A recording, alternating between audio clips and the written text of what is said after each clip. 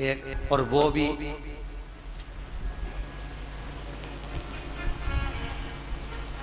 खैर आप सबकी बहुएं तो भगवान की कृपा है बहुत अच्छी मिली हैं, और जैसी भी मिली है ईमानदारी की बात है आज के समय की बहुएं तो फिर भी अच्छी हैं।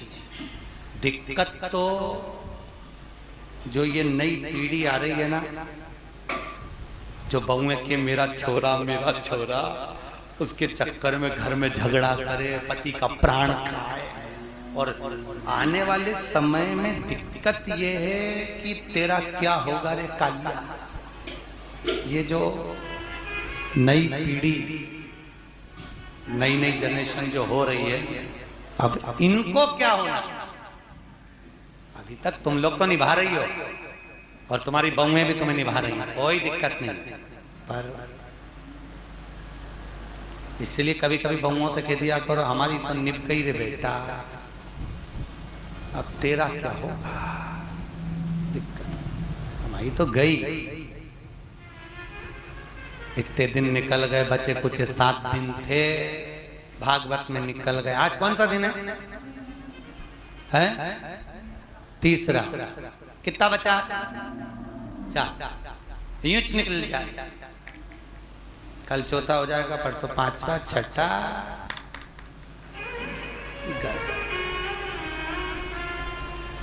अब कई करे तो तुम तो कभी कभी बहुओं को कह दिया करो हमारी तो निकली गई, बचपन गंवा दिया, जवानी निकल गई, शरीर बुढ़ापा आ गया, 2 रोटी खाएंगे, कहीं पे भी पड़े रहेंगे, राम गुण गाएंगे, कोई भी दे देगा री बेटा। पर दिक्कत तो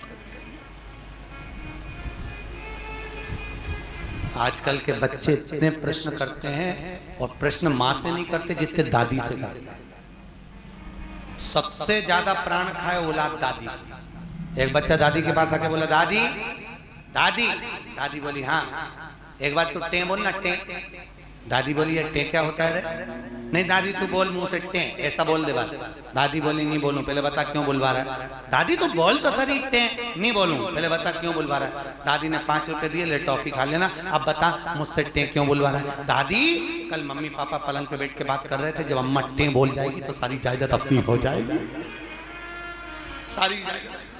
तो तुम ध्यान रखना रे हो इंदौर वालों, टे मत बोलना भूल से।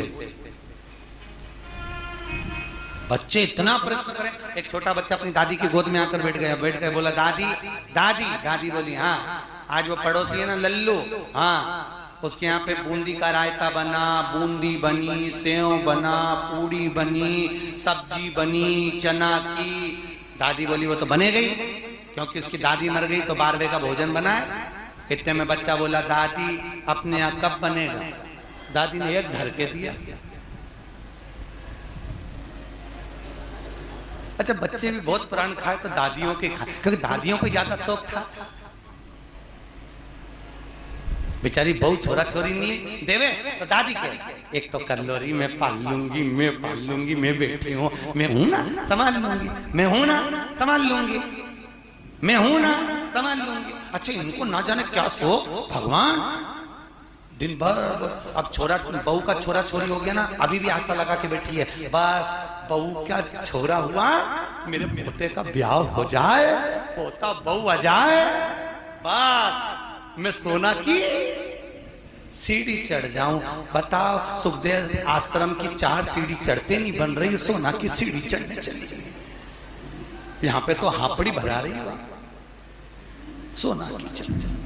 और औलाद भी ऐसी, पर पोता भी हो गया तो सोने की सीढ़ी जब दादियों की चढ़ाएं, कई जगह हमको बुलाएं देखने के लिए, गुरुजी आओ हमारी अम्मा सोने की सीढ़ी चढ़ रही, तो इतनी सी सोने की सीढ़ी बनवाए पट्टा, इतनी सी सीढ़ी चढ़ जाए, वो सीढ़ी मुड़ जाए पर अम्मा नहीं चढ़े।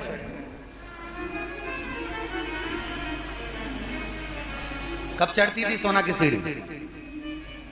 गरुड़ पुराण में लिखा है सोने की सीढ़ी जब पर पोता हो जाता था और डोकरी मरती थी तब अर्थी पे सोने की सीढ़ी चढ़ती थी।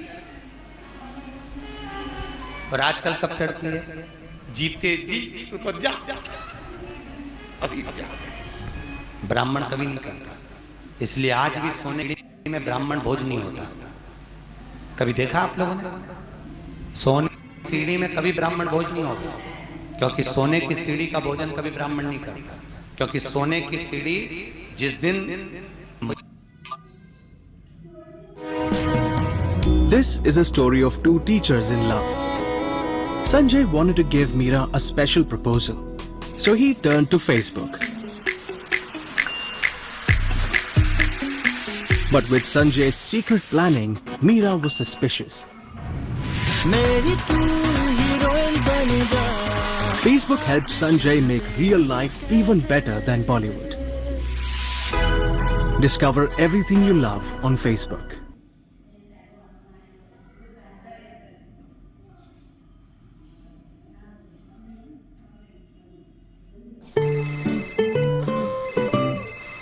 Hello, thank you so much.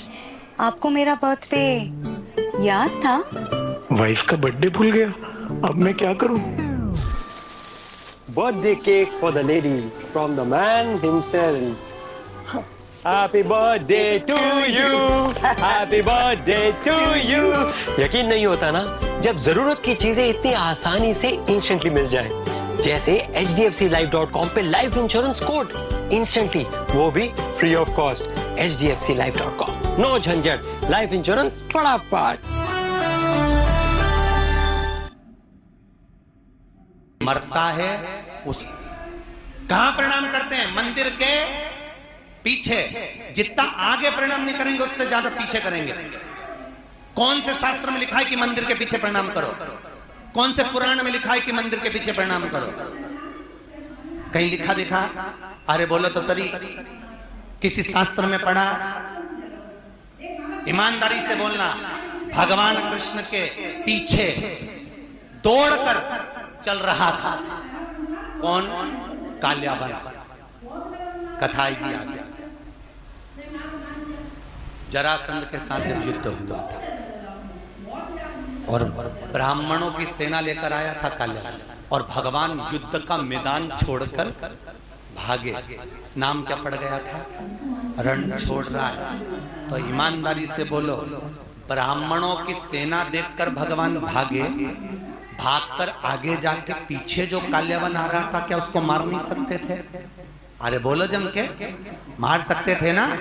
जब जरासंध को मार सकते हैं, आदिक को मरवा सकते हैं, तो काल्यावन को क्यों नहीं मारा मेरे द्वारकानाथ ने, मेरे द्वारकाधीश ने? क्यों नहीं मारा? क्योंकि भगवान कृष्ण को मालूम था ये काल्यावन ब्राह्मणों को इतना भोजन कराता है, इतना वस्त्र दान करता है कि सारे ब्राह्मणों का इसका मरना इतना सरल नहीं है। तो भगवान ने सोचा इसको मारने के लिए एक ही काम हो सकता है कि मुझे भागना पड़ेगा। मैं भागूंगा तो ये मेरी पीठ देखेगा, मेरे पीठ पर अधर्म का निवास होता है। जितना ये मेरी पीठ देखकर भागेगा उतना इसका धर्म नष्ट हो जाएगा, अधर्म बढ़ जाएगा, अधर्म बढ़ेगा, ये ऊपर आएगा और मर जाएगा। इसलिए भगवान भागे, अपनी पीठ दिखाकर भागे, और पीठ जितनी काल्यावन ने देखी, ऊपर जाते से ही मुचकुंद के नेत्र द्वारा जलकर भस्म हो गया। इसलिए हमारे हिंदू धर्म की रीति है कि मंदिर के पीछे अधर्म का निवास होता है। इसलिए मंदिर के पीछे जितना तुम प्रणाम करोगे उतना तुम्हारा पाप बढ़ेगा, पुण्य नष्ट होगा, उतना पुण्य नष्ट होगा। अब सोचो तुमने कितना पाप कमाया, बोलते जाओ। अरे बोलो तो रे, पाप कितना कमाया और पुण्य कितना कमाया?